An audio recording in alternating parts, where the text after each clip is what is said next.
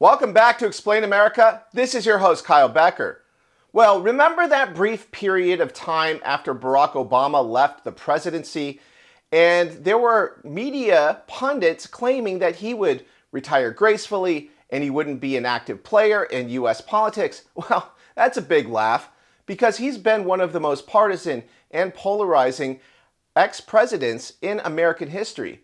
And now he's weighing in on the DOJ's prosecutions of corrupt Democrats, and you can see him sweating bullets because there are some serious trials going on right now that could imply conspiracy charges for Obama officials. So is Obama getting worried that he might be slapped with criminal charges soon?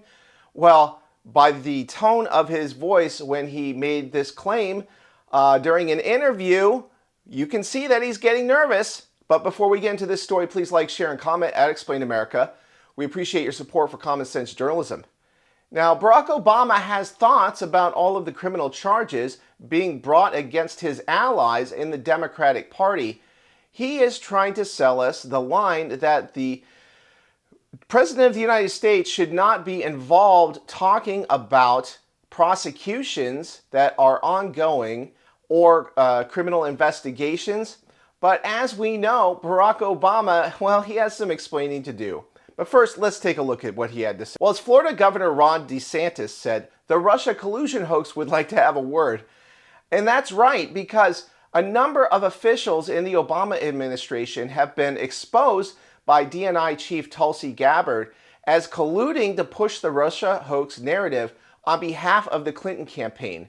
I'm going to go over the key findings from the House Intelligence Report, which investigated the claims that were made by an intelligence community assessment ordered by President Obama and published in January of 2017.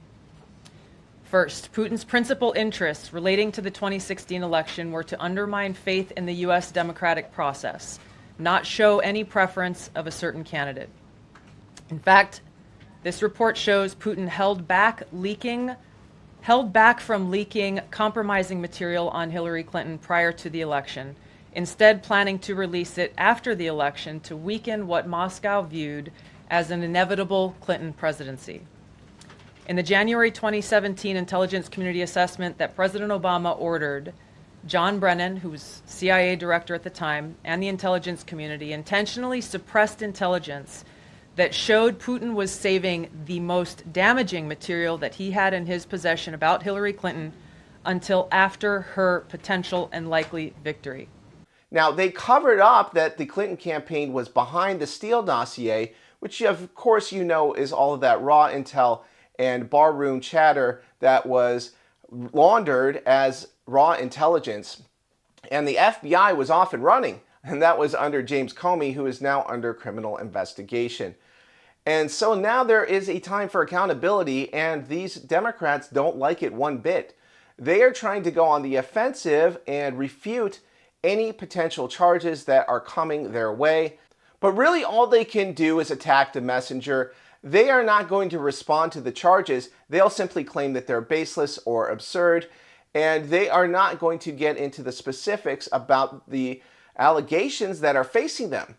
The reason why is because the evidence is damning, and it's mountainous, and it's voluminous, and it's been covered on alternative and conservative media for years and years and years. And it's not a bunch of baloney because we have documents that trace back to intelligence debriefings. And of course, we had the intelligence report, the ICA, that was altered. It was overhyped based on the intelligence that was brought in. And there were actually high-ranking officials that didn't agree with it. And they were silenced by the Obama administration because they had a hoax to push. They had a narrative that they were going to repeat in the media, and they were going to use it to attack Donald Trump and undermine his presidency and potentially impeach him and remove him from office, because that's how Obama and his buddies roll. So now that we're seeing him out and on the offensive against the Trump administration, it just goes to show how partisan he's been all along. He has hit it pretty well from the Democratic Party because they're not very intellectually curious. They don't go on to alternative or conservative media, because they have a very herd mentality and they really follow their edit. That's because they have a herd mentality, and many of their views are inculcated into them through the left-wing media and through social pressure, and they just adopt them without questioning. They don't really care about the evidence. They just care about voting for Democrats so they can get some type of virtue signaling credit from that. But that really should come to an end, and people should start looking at the evidence in all cases, whether it involves a Republican or a Democrat or an independent. We need to be more rational as a society, but that's asking a lot of partisans like Obama and his crew. So weigh in with your own thoughts about this story. What do you think about Barack Obama's involvement in politics? Do you think it's appropriate? And you can bet that Trump's going to be active too when he leaves office. So, maybe it's fine because after all, the gloves are off, the mask is off.